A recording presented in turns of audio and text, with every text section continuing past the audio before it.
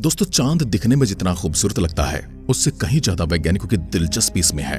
वो इसके बारे में अधिक से अधिक जानकारी जानना चाहते हैं। अमेरिका कई बार इंसानों को चांद पर उतार चुका है। रूस ने भी चांद पर कई मिशन किए हैं। चाइना भी चांद पर उतर चुका है। जापान चांद पर उतर चुका है। भारत ने भी चांद पर 3 अलग अलग मिशन किए हैं, जिसमें उसका तीसरा मिशन सबसे ज्यादा कामयाब मिशन कहा जाता है। यह चांद के उस हिस्से पर था जिस पर आज तक कोई नहीं उतरा है। अमेरिका पर अक्सर ये आरोप लगते रहे कि 52 साल तक उसने चांद पर किसी को क्यों नहीं भेजा, तो इसका भी जवाब अमेरिका की एक कंपनी ने दिया है। इतिहास में ऐसा पहली बार हुआ जब चांद पर किसी निजी कंपनी का यान चंद्रमा की सतह पर उतरा है। अमेरिकी कंपनी इंट्यूसिव मशीन्स का मून लैंडर ऑडिशियस चांद पर 22 फरवरी 2024 को लैंड कर गया है। करीब 52 साल बाद अमेरिका ने अपना कोई स्पेसक्राफ्ट चांद की सतह पर उतारा है। अमेरिकी अंतरिक्ष एजेंसी नासा ने चंद्रमा पर अपने मानव युक्त आर्टेमिस मिशन को 2026 तक के लिए टाल दिया है। ये चंद्रमा की सतह पर पहली महिला और पहले अश्वेत व्यक्ति को भेजेगा। दोस्तों, आज दुनिया की अलग अलग स्पेस एजेंसी द्वारा चांद पर जीवन की खोज के लिए अलग अलग मिशन किए जा रहे हैं। इन सब में भारत की इसरो भी शामिल हो चुकी है। भारत द्वारा चांद पर 3 मिशन भेजे जा चुके हैं। पहले 2 मिशन ज्यादा सफल नहीं रहे, पर फिर भी भारत ने हार न मानकर 14 जुलाई 2023 शुक्रवार को भारतीय समय अनुसार 2:35 पर सतीश धवन अंतरिक्ष केंद्र से श्रीहरिकोटा से चंद्रयान 3 को लॉन्च किया और 23 अगस्त 2023 को भारतीय समय अनुसार शाम के 6:04 चंद्रमा के दक्षिण ध्रुव पर सफलतापूर्वक लैंड कर दिया। और इसी के साथ भारत चंद्रमा के दक्षिणी ध्रुव पर सफलतापूर्वक अंतरिक्षयान उतारने वाला पहला और चंद्रमा पर उतरने वाला चौथा देश बन गया। पर दोस्तों, आज की वीडियो में बात थोड़ी अलग है। आज हम चांद पर कुछ ऐसी बातें करने वाले हैं जिसे जानकर आप हैरान रह सकते हैं। ये सवाल हर वैज्ञानिक और हर आम इंसान के दिमाग में आता है। जो सवाल कभी न कभी आपके मन में भी आया होगा, यदि चंद्रमा हमारी पृथ्वी से टकरा जाए तो क्या होगा। वैसे तो चंद्रमा का निर्माण ही हमारी पृथ्वी से एक टक्कर के कारण हुआ है, पर फिर भी क्या ये हमसे टकरा सकता है? क्या चांद धरती से टकरा जाना संभव है? और अगर चांद धरती से टकरा भी गया तो क्या इंसान जिंदा रह पाएगा? आज इन्हीं सब सवालों का जवाब तलाशेंगे हम इस वीडियो में, तो अंत तक बने रहिएगा। लेकिन वीडियो शुरू होने से पहले यदि आप चैनल पर नए हैं और आपने वीडियो को लाइक और चैनल को सब्सक्राइब नहीं किया है, वीडियो को लाइक और चैनल को सब्सक्राइब जरूर कर लें। ये देखने से पहले कि चांद का धरती से टकराने पर क्या होगा, ये जानना बहुत जरूरी है कि चांद धरती से अभी तक क्यों नहीं टकराया है। हम जानते हैं धरती और चांद दोनों के पास ग्रेविटी है। दोनों एक दूसरे को अपनी ओर खींच रहे हैं और धरती की ग्रेविटेशनल फोर्स चांद से 6 गुना ज्यादा भी है। इसका मतलब ये है कि अब तक तो चांद को धरती से टकरा जाना चाहिए था।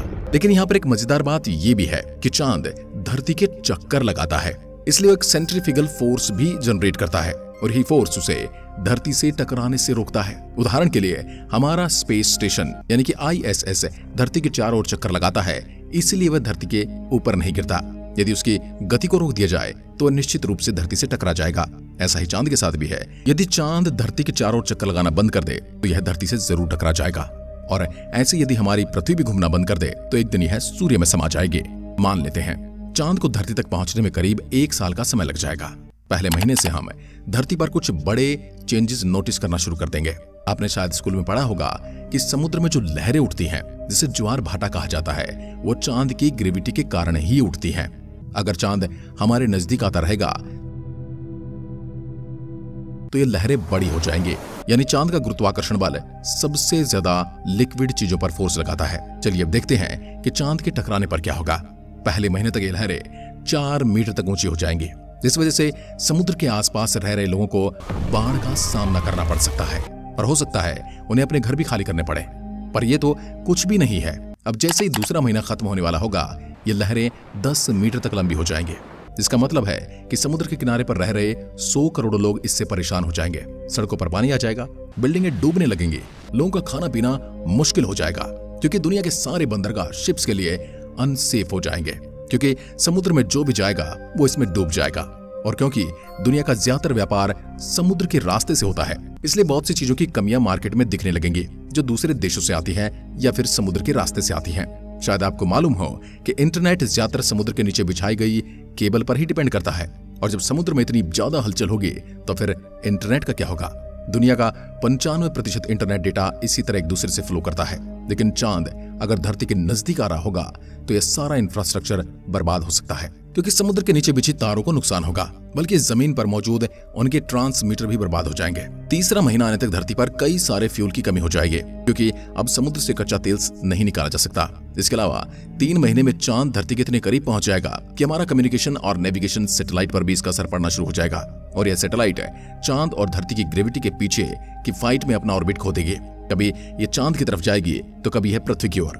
हो सकता है ये डैमेज भी हो जाए और ये कंट्रोल से बाहर हो जाएंगे। चौथे और 5वें महीने तक धरती पर 100 मीटर लंबी लहरें देखने को मिल जाएंगी। इसका मतलब ये है कि हर एक शहर, चाहे वो समुद्र के करीब हो या फिर दूर हो, धीरे धीरे डूबने लग जाएगा और लोगों को अपनी जान बचाने के लिए पहाड़ी इलाकों की तरफ जाना शुरू करना पड़ेगा।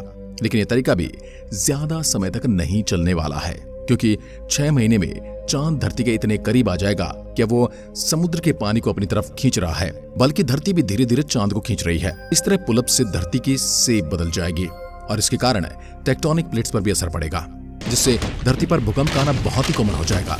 इसके साथ साथ जमीन के नीचे मौजूद लावा भी बाहर आने की कोशिश करेगा, जिसके कई सारे देशों में वोल्केनो फूटने लगेंगे। 7 महीने में चांद हमारे इतना करीब होगा जितना कि हमारे सैटेलाइट मौजूद हैं।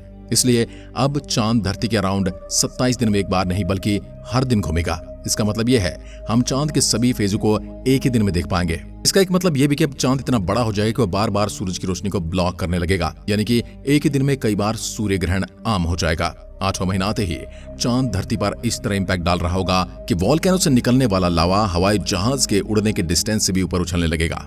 पूरे एनवायरमेंट में बहुत ही हार्मफुल गैस छा जाएगी और एक लाल डस्ट उड़ने लगेगी। बार बार लगते सूर्य ग्रहण के कारण यह भी मुमकिन है कि धरती का तापमान ठंडा हो जाए और जो लोग बाढ़ और वोल्केनो और लावा से बच गए हैं वो अब ठंड से जम जाएं और अपनी जान गंवा दें। और इसके अलावा एसिड रेन की पॉसिबिलिटी भी बहुत ज्यादा है, जो धरती पर मौजूद सभी पेड़ पौधों को नष्ट कर सकती है। और इस वक्त यदि कोई इंसान जिंदा होगा तो वह किसी बंकर में ही मौजूद होगा, क्योंकि बाहर का मौसम अब बिल्कुल भी रहने लायक नहीं है। अब बात करते हैं आखिरी महीने में क्या होगा, और यह महीना सबसे ज्यादा सरप्राइज करेगा। इस आखिरी महीने में चांद धरती के इतने करीब है कि धरती की ग्रेविटी के कारण चांद की शेप स्ट्रेच होने लगेगी, यानी कि चांद की शक्ल बिगड़ने लगेगी। अब चांद पर भी वही होगा जो धरती पर हो रहा है। बहुत से भूकंप वहां पर आने लगेंगे और चांद के लिए सर्वाइवल मुश्किल हो जाएगा। अगर धरती और चांद के बीच सिर्फ 10,000 किलोमीटर की दूरी रह गई है तो आप देखेंगे कि चांद के कई सारे छोटे छोटे टुकड़े हो जाएंगे और यह सभी टुकड़े अलग अलग सैटेलाइट की तरह धरती के चक्कर लगाते रहेंगे और एक रिंग सिस्टम बना लेंगे। वैसा ही रिंग सिस्टम होगा जैसा हम शनि ग्रह के आसपास देखते हैं। धरती से देखने पर यह रिंग सिस्टम हमें आसमान में चमकती हुई रेनबो आर्क की तरह नजर आएगा, लेकिन इसके अंदर 7 कलर्स नहीं होंगे। वैसे चांद का एक तरह टूटने का मतलब यह भी है कि धरती पर दोबारा से चीजें सामान्य होने लगेंगी। धरती का पानी जो चांद के साथ साथ धरती पर घूम रहा था वो एक बार ठहरने लग जाएगा, क्योंकि अब चांद उसको पुल अप नहीं कर रहा है, क्योंकि अब चांद की ग्रेविटी चारों ओर समान लग रही है, क्योंकि अब धरती पर चांद जितना बड़ा फोर्स नहीं है। अब वह इस तरह से डिस्ट्रीब्यूट हो गई है कि उसका ज्यादा असर नहीं दिखता, और अगर असर है तो वो पृथ्वी के चारों ओर असर है। इसलिए जो चीज जहां पर है अब वो वहीं पर रुक जाएगी। पर बस अब इसका एक फायदा है, रिंग्स। ये आसमान में चांद से ज्यादा चमकेगी और रात को भी चांद से ज्यादा लाइट देगी। इसके अलावा ये अभी भी सूरज को ब्लॉक करने का काम कर सकती है और कई देशों के लिए सूर्य ग्रहण से छुटकारा पाना मुश्किल होगा। इसके अलावा ये रिंग से निकलने वाली डस्ट बार बार धरती के एटमॉस्फेयर पर एंट्री करेगी, जिसमें हम रात में कई सारे टूटते तारे और आसमान में अलग अलग तरह की लाइट देखेंगे। यानी हमने 1 साल सरवाइव कर लिया, तो जो कि बिल्कुल भी पॉसिबल नहीं है। धरती कम से कम देखने में तो जन्नत हो जाएगी, लेकिन अभी जो ये कुछ डैमेज हुआ है उसकी भरपाई करना मुश्किल है। 1 साल की वजह से धरती पर ज्यादातर प्लांट नष्ट हो गए हैं, यानी धरती पर ऑक्सीजन की कमी होगी।